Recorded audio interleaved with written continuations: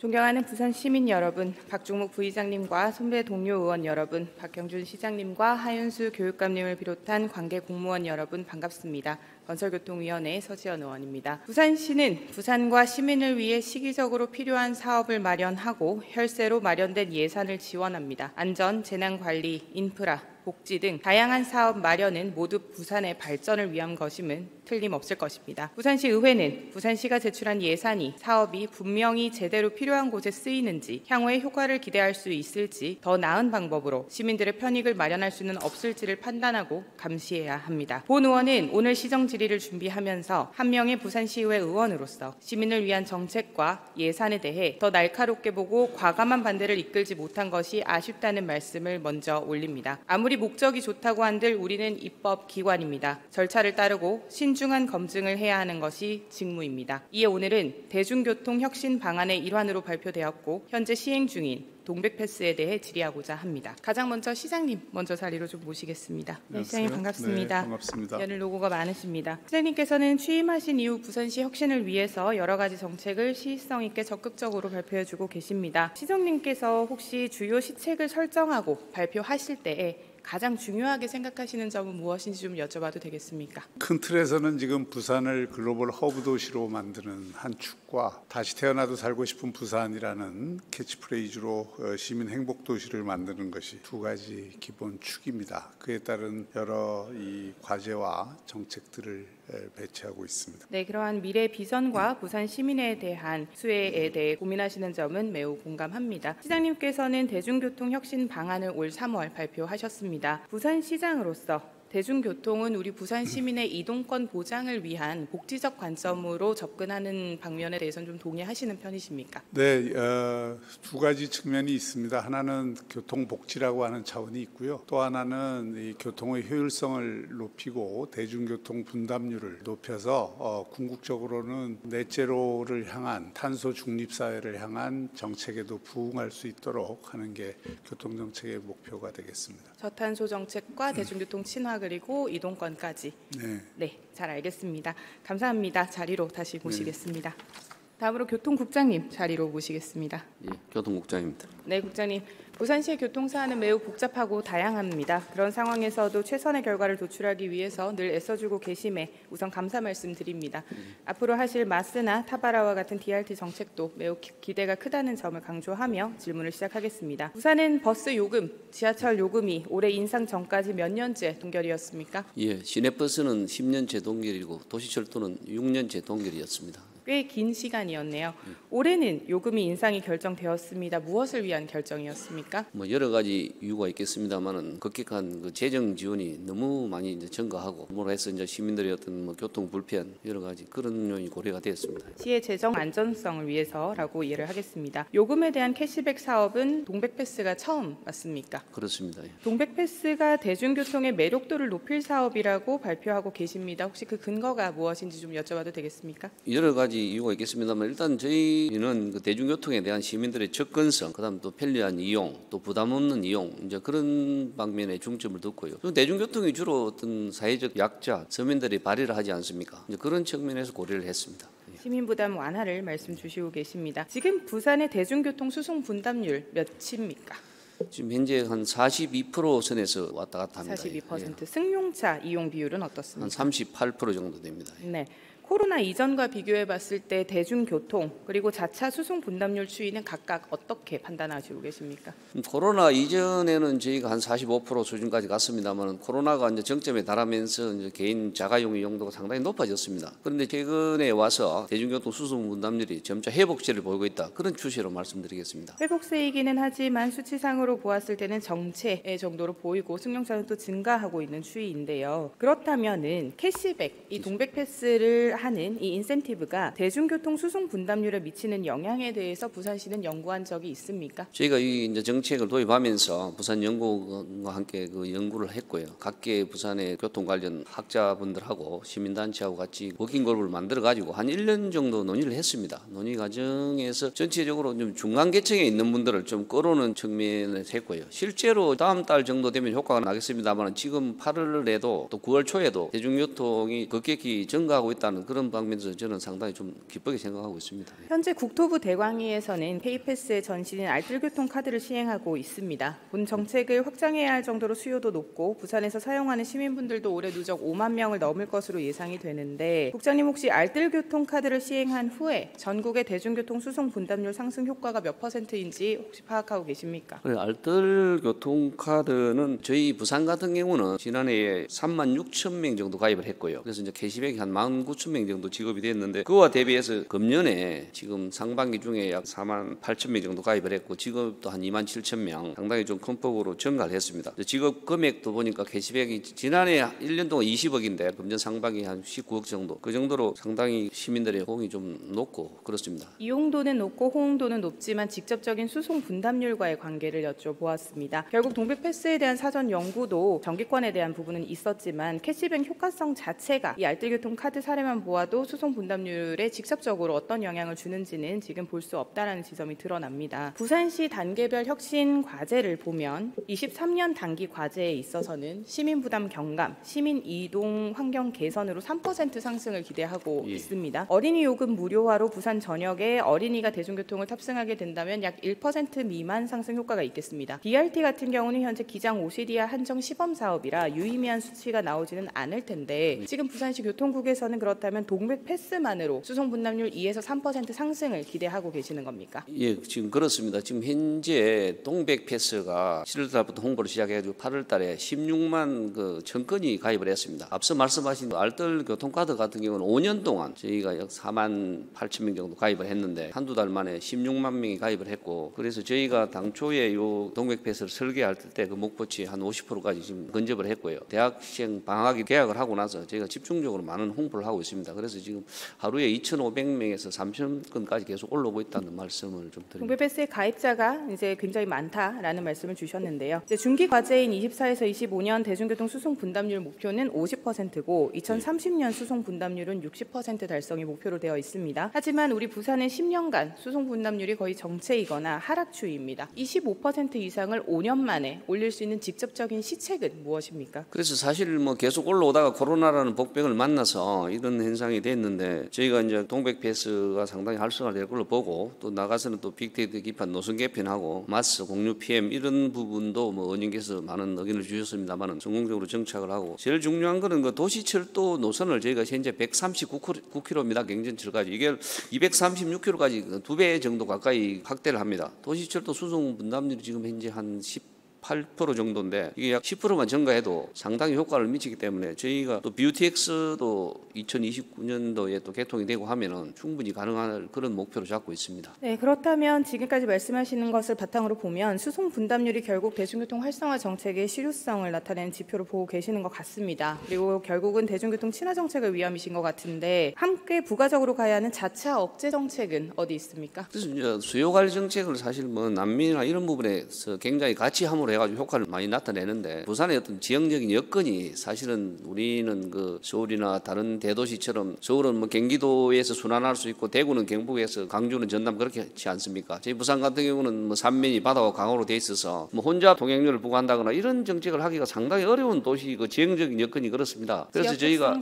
할 수 있는 거는 성주차 요일제, 그다음에 주차급지 조정 이런 부분이 있는데 주차급지 조정 이런 부분도 뭐 시장님께서도 차후 정책으로 수요관리 정책을 뭐 좀 계획하고 계신다는 그런 말씀. 뭔가 좀 추가적인 자차 억제 정책은 없다라는 의미인 것 같은데요. 자, 그렇다면 지금의 단기, 중장기 목표를 본다면 연간 적어도 2%씩은 높아져야 합니다. 수송 분담률이. 이 2%를 수치화할 수 있겠습니까? 정확히 부산 시민, 현재 자차를 이용하고 있는 부산 시민 몇 명이 신규로 대중교통을 탑승해야 합니까? 저희가 일일 약 한 20만 통행 정도 그 정도 예상을 하고 있습니다. 전체적으로 봤을 때 중간 계층에 있는 분들의 한 8% 이상 이런 분들이 이제 자가용에서 대중교통으로 옮겨오는 그런 계획을 잡고 있습니다. 8월 동백패스 캐시백 지급자 수가 정확히 몇 명입니까? 지금 한 5만 6천 명 정도였습니다. 신규 발급 수는 얼마였습니까? 신규는 16만 1천 명. 동백패스 이용자는 알뜰교통카드와 마찬가지로 기존 대중교통 이용자일 확률이 높지 않겠습니까? 예, 뭐 그런 부분도 다분히 있긴 있습니다. 새롭게 대중교통으로 유입될 시민의 수는 몇 명으로 예측하고 있습니까? 그 부분은 전체 자가용 이용자의 한 10% 전에서 이동할 걸로 그렇게 예측하고 있습니다. 추후 조금 더 상세히 상세한 자료 부탁드리고요. 그래, 알겠습니다. 부산시는 동백 패스를 진행을 하면서 수송 분담률 향상을 위해서 새롭게 유입되어야 할 이 인구의 파악도, 비용 투입 대비도, 효과에 대한 분석도 좀 아쉬운 상황입니다. 정책의 실효성 판단 근거 없이 캐시백만 강조되지 않나 안타까운 상황입니다. 정부의 K패스도 실행을 앞두고 있습니다. 얼마 전에 지난 9월 7일이지요. 긴급 브리핑을 통해서 K패스가 동백패스를 벤치마킹했다고 발표를 하셨는데 지금 보시는 화면은 K패스에 대한 국토부의 발표 내용과 비교를 해놓은 표입니다. 주요 내용 함께 살펴보시겠습니다. 지원 규모 한번 보시겠습니다. K패스는 선불 충전, 후불 체크, 신용 포함입니다. 동백패스는 어떻습니까? 현재 지금 동백패스는 저희가 이제 후불 교통카드만 하고 있습니다. 네, 1억 9천만 원 정도 기금으로 이제 투입된 추가적인 하나나 농협은행으로의 시스템 개발은 현재 진행 중이기 때문에 지금은 부산은행 발급 동백전만 되는 건 맞습니까? 예, 그렇습니다. 이 동백전은 신용 불량자나 부산은행 거래가 불가한 시민, 외국인은 사용 불가한 것 맞습니까? 예, 그렇습니다. 더하여 저소득층이나 장애인, 국가보훈자 등에 보급되는 기존 복지카드와는 호환되지 않는 것도 맞습니까? 예. K패스는 일반 20% 할인, 연간 21.6만 원 선, 청년 30% 할인, 연 32.4만 원 선, 저소득층 53% 할인으로 연 57.6만 원 혜택을 받을 수 있습니다. 동백패스의 지원 규모는 어떻게 됩니까? 동백패스는 이제 월 4만 5천 원을 기준으로 해서 4만 5천 원까지 환급을 해주는 그런 시스템이 되겠습니다. 네, 현재 K패스는 24년도 예산 전국 국비 12 매칭으로 보고 177만 명 대상 516억 원입니다. 부산 동백패스는 4개월 338억, 1년 940억 규모인데 몇 명 대상 기준입니까? 저희는 46만 5천 명이에요. 대상이나 연령별 교통수단 이용량 통계 등과 같은 근거, 무분별한 탑승과 같은 도덕적 해이 방지를 위한 상한 횟수 재설정 등에 대한 자료는 있습니까? 예, 그런 부분은 나중에 서면으로 또 알겠습니다. 드리겠습니다. 23년도에서 27년 중기지방재정 계획의 캐시백 지급에 관한 내용이 22년 11월 올라왔습니다. 당시에는 6개월 300억, 1년 570억으로 올라왔습니다. 중기 재정 때의 산출 근거는 무엇입니까? 그 당시는 이제 그 기간이나 이런 부분에서 조금 차이가 있었던 것 같습니다. 예. 그렇다면 지금은 4개월 338억, 연 예. 940억입니다. 예. 중기 재정 때와 차이가 이렇게 난 것도 기간과의 상이한 점입니까? 좀 그렇습니다. 예. 추경 당시에는 연간 1,012억을 예상해서 올리셨습니다. 예. 하지만 지난 9월 7일 긴급 기자 브리핑을 통해 24년 예산 약 940억이라 발표하셨습니다. 본 의원이 어제 확인한 서면 자료로는 또 연 870억으로 소요 추정 결과가 나왔습니다. 대중교통 요금은 올랐는데 지급 캐시백이 감액되는 상황입니다. 상식적이지 않습니다. 최초 1,012억에서 72억 감액된 예산이 단 3일 만에 142억 감액으로 자료 제출되었습니다. 감액 기준과 그 추산 근거는 무엇입니까? 저희가 이제 요 사업을 설계할 때 요금을 이제 400원 인상으로 설계를 했습니다. 400원 인상으로 설계를 했는데 요금이 물가대책위원회에서 350원 인상으로 결정이 됨으로 해가지고 1,012억에서 940억으로 결정이 됐고요. 앞서 말씀하신 그 KPS 사업비가 국비가 벌써 간해시가 됐습니다. 내년도 하반기에. 그래서 그 사업비가 70억입니다. 70억을 제외하고 870억으로 최종 수정해서 예산부서에 제출했습니다. 앞서서 46만 명 정도로 계산 근거를 내셨다고 했는데 지금 8월 한 달 동백패스 운영하셨습니다. 환급 인원 총 몇 명입니까? 그 부분 앞서 말씀드린 대로 5만 6천 명입니다. 5만 명이지요. 환급 금액은 얼마입니까? 10억 정도. 10억입니다. 한 달 약 10억이면 1년에 120억이고 요금 인상률 30%를 고려해도 160억 미만입니다. 환급 인원이 늘어난다고 해도 평균 지금 인당 약 2만 원 정도 수준인데 당장 내년 1월부터 그럼 46만 명 이상이 모집이 됩니까? 저희가 고려를 할 때 주경의 예산을 잡았습니다만은 이제 요금 인상 부분이 반영이 안 됨으로 해가지고 그 부분이 요금 인상 조정액이 약 월 50억 정도 됩니다. 그래서 이제 8, 9월이 요금 인상이 안 되는 바람에 애초에 저희도 정부의 기조나 뭐 전체 지자체에서 금년 봄에 이제 요금 인상을 사실 다 계획을 했습니다. 저희도 그래서 하반기 중에 요금 인상을 고려를 했는데 인상 시기가 시행이 이제 10월 중으로 조정이 되고 이 부분이 있고요. 그다음 이제 8월은 이제 방학이나 뭐 해운대 해수욕장도 승객이 감소했다 그러는데 뭐 방학이나 휴가 또 집중 호우가 많았습니다. 이런 부분으로 인해서 이용률이 떨어진 것은 확실한 사실입니다. 결국은 사전 수요 조사나 예산 수요 산출 근거, 비용 효과 분석 등 정책 시행에 대한 준비가 부족했다고 보입니다. 어떠한 확신으로 K패스가 동백패스를 벤치마킹했다고 하는 것인지 본 의원은 사실은 좀 의문이 듭니다. 이름과 캐시백이라는 개념 외에는 비교 가능한 부분이 현재는 존재하지 않는 것 같습니다. 국장님, 예산을 수반하는 신규 사업은 지방재정법에 근거하여 조례가 있은 다음에 집행할 수 있습니다. 하지만 조례와 예산 동시에 올리지 않으셨습니까? 예, 뭐 그 부분은 당시 이제 긴급한 경제 사정으로 추경이 땡기면서 제가 그 의원님께도 상임위도 충분히 설명을 드리고 양해해 주시기 바랍니다. 네. 그리고 앞서 시장님께서도 대중교통에 대한 보편적 복지 성격을 또 말씀을 주셨는데요. K패스도 국토부의 복지 사업의 일환으로 분류됩니다. 동백패스는 사회보장기본법에서 정의하는 내용과 목적이 일치합니다. 사회보장기본법 제26조를 보시면 사회보장제도를 신설하거나 변경할 경우 보건복지부 장관과 협의하여야 한다고 나와 있습니다. 하여야 한다입니다. 예산을 올리고 집행하기 전에 절차를 이행해야 한다는 것입니다. 협의를 완료한 것과 협의를 하는 중 강행하는 것은 엄밀히 다릅니다. 동백패스는 8월 1일 시행되었고 재협의 중인 상태에서 지난 9월 8일 사회보장위원회 협의 결과를 받은 것으로 나옵니다. 어떻게 완료되었습니까? 이제 최종 9월 8일 날 통보를 받았는데 이 부분은 이제 사실 국토부의 KP에서도 아직까지 사회보장위원회 심의를 받지는 않았습니다. 그래서 이제 KPS를 시행할 때 잘 혼합해서 성과를 내도록 해라는 그런 조건으로 협의를 완료 공문을 받았습니다. 조건부 협의라는 말씀이시네요. 최근 국민의힘에서 부산 전역에 내걸고 있는 KPS 현수막이 어디에서나 눈에 띕니다. 대중교통 요금 최대 35% 할인을 강조하고 있습니다. 동백패스보다도 홍보 효과가 좀 높은 것으로 보이면서 내용 및 목적이 이미 중복되어 시민들의 혼란도 우려가 됩니다. 부산시 안에서도 동백패스 유사 중복 사업으로 인한 예산 낭비가 일어나고 있습니다. 부산교통공사에서 올해 모바일 승차권을 만드는데 3억 7천 사용했습니다. 알고 계시지요? 예, 알고 있습니다. 이 승차권은 동백패스나 버스와는 호환되지 않는 지하철 전용의 별도 회원 가입이 필요한 플랫폼으로 운영하지 않습니까? 예. 이 부분에 대해서는 결국은 중앙정부뿐만 아니라 부산교통공사와도 소통이 부재하다라고 보이는데 어떻게 판단하십니까? 이 부분은 뭐 사실 제가 교통국장으로 오기 전에부터 사업이 뭐 상당히 진행이 돼 있었습니다. 제가 그래서 동백패스를 하면서 같이 호환할 수 있는 방법을 찾으려고 했는데 지금 한번 호환할 수 있는 방법을 좀 가능할 것 같습니다. 그래서 그런 방법을 개선해 가도록 그렇게 하겠습니다. 중구난방 만들어지지 않도록 플랫폼과 데이터를 어떻게 통합할지도 좀 강구해 주시고요.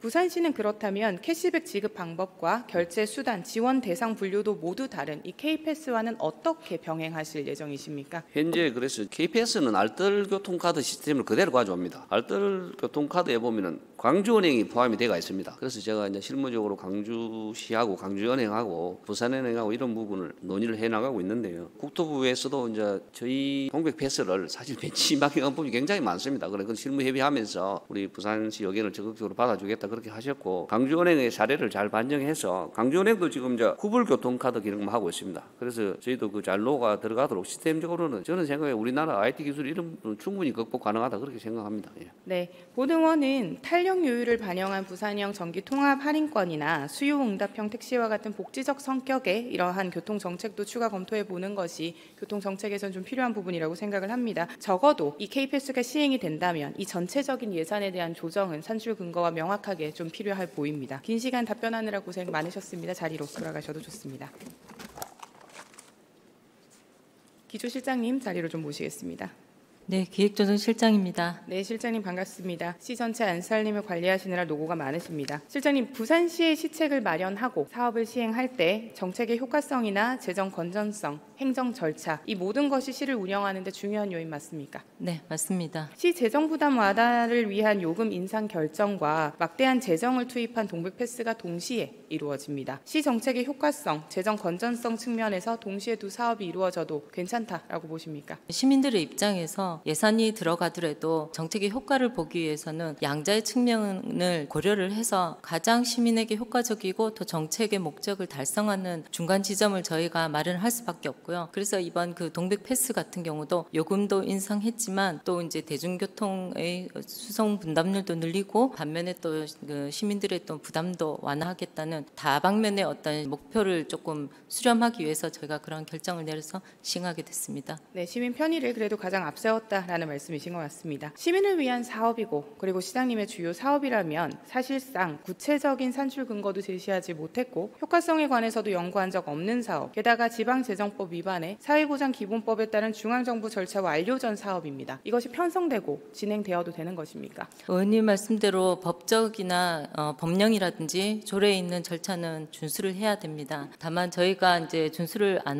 했던 것은 아니고요. 요건 같은 경우는 시책을 구상을 하면서 조례 개정안을 내고 또 이제 저희가 그 후에 이제 추경 반영까지 좀 고민했었는데 여러 가지 상황상 추경 일정도 좀 당겨지고 하면서 좀 동시에 진행된 측면이 있었습니다. 그리고 보건복지부의 협의도 저희가 이제 시책을 발표하고 나서 유선부터 협의를 계속해 왔고 일종의 투트랙으로 진행해 왔다는 말씀을 드리고요. 여러 가지 과정을 거쳐서 이것이 이제 사회보장 제도인지 아니면 대중교통 정책인지 여기 대해서 좀 이견을 수렴해 가는 과정에서 금번 9월 8일 날 최종 협의를 거쳤다는 말씀을 드리겠습니다. 가능한 한 절차를 준수하는 것은 옳다고 봅니다. 실장님 판단에 있어서 그러면 동백패스의 최대 수혜자는 누구라고 생각하십니까?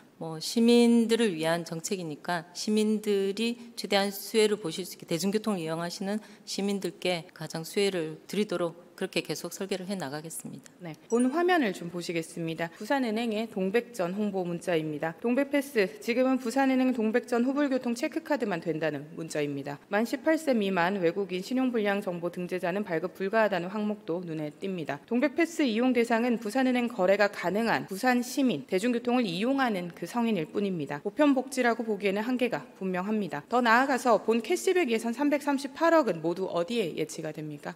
부산은행에 예치되는 거 맞습니까? 네, 그렇게 알고 있습니다. 현재까지 동백패스 발급자가 16만 명 정도로 집계되고 있습니다. 그중 신규 발급자는 11만 명으로 본 의원이 파악했습니다. 동백패스 신규 가입자 수는 결국 부산은행 계좌와 신규 카드 발급 수와도 일치한다는 의미입니다. 부산은행은 카드 수수료의 수익도 기대할 수 있을 것입니다. 아무리 10월에 하나은행 농협으로 지원 대상 카드가 확장된다고 하더라도 이미 초반 고객 유치는 부산은행이 선점할 수밖에 없습니다. 주요 시책이라는 명분으로 밀어붙인 부산시의 동백패스가 결국 부산은행의 신규 카드 영업을 대신해주는 형태는 아닌지 본 의원은 심히 우려스럽습니다. 더하여 동백패스는 동백전의 캐시백 아닙니까? 지역화폐 활성화를 위한 동백전에 대한 지원은 낮아지고 지속성과 매력도도 낮아지는 상황에서 동백패스만 강조하는 것은 좀 앞뒤가 맞지 않는 행정 아닌가 합니다. 실장님께서는 본 동백패스 사업에 있어서 절차 점검뿐만 아니라 예산 지속성, 사업 효과성 점검도 제대로 하지 않은 것 아니십니까? 그 부분에 대해서 저희가 계속 고민을 해왔습니다. 코로나라는 그 특수한 상황에서 지역 화폐가 좀 많이 활성화됐었습니다. 그러다가 일상으로 돌아오면서 지역 화폐에 대해서 좀 점검을 해야 될 때가 됐다고 보는데요. 일단 저희 동백전에 대한 플랫폼과 인프라가 굉장히 잘 깔려 있습니다. 많은 우리 시민들께서 이용하고 계시다는 가장 효율적인 그 인프라를 좀 먼저 저희가 활용을 했다는 말씀을 드리고요. 동백전 같은 경우는 앞으로 이제 어떤 식으로 자생력을 가지면서 계속 발전해 나갈 수 있는지 장기적으로 검토를 하면서 이 동백패스도 운영해 나가겠다는 말씀 드리겠습니다. 우리 동백전 현재 12 예산만 남아있지요.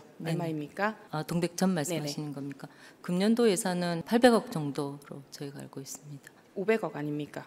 800억으로 800억 알고 입니까? 있습니다. 예, 네. 총액입니다. 12. 12네. 네네. 그에 따라 지원 규모도 적용 한도가 원래 100만 원이었는데 30만 원으로 줄었고 월 캐시백도 최대 10만 원에서 2만 1,000원으로 작아졌죠. 네네, 맞습니다. 동백패스의 원천인인 동백전의 혜택 축소는 결국 소비자 유인책 감소로 이루어지는데 어떻게 원활한 연계와 선순환이 될지에 대해서 고민이 좀 필요할 것 같습니다. 네, 저희가 지금 고민하고 있다는 말씀 드리겠습니다. 네, 실장님. 향후에는 부산시의 행정 신뢰를 조금 더 쌓을 수 있도록 좀 더 철저한 관리도 부탁드립니다. 네, 명심하겠습니다. 자리로 돌아가셔서 좋습니다. 감사합니다. 네.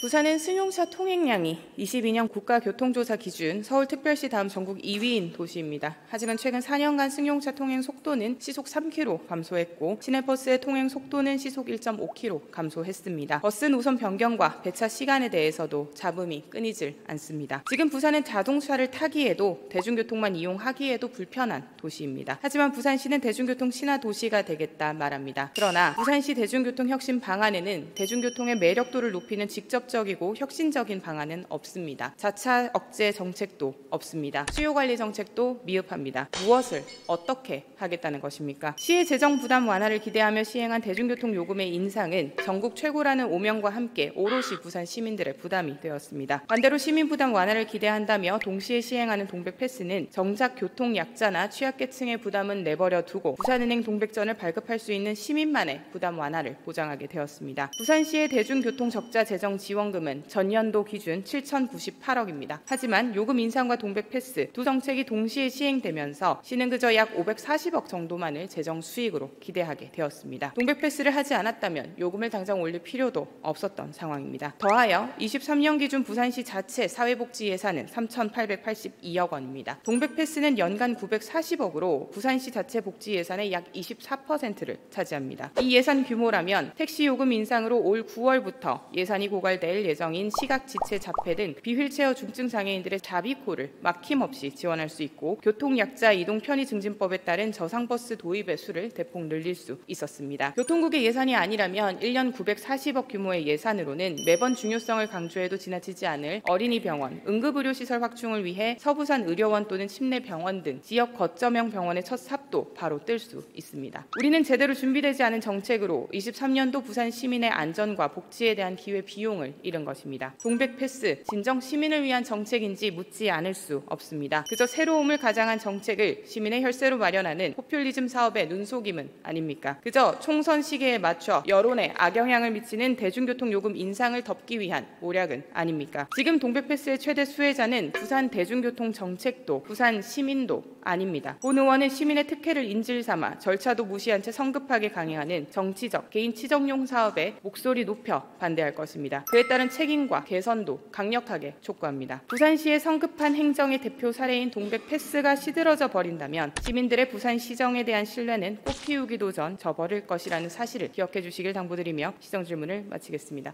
끝까지 경청해 주셔서 감사합니다.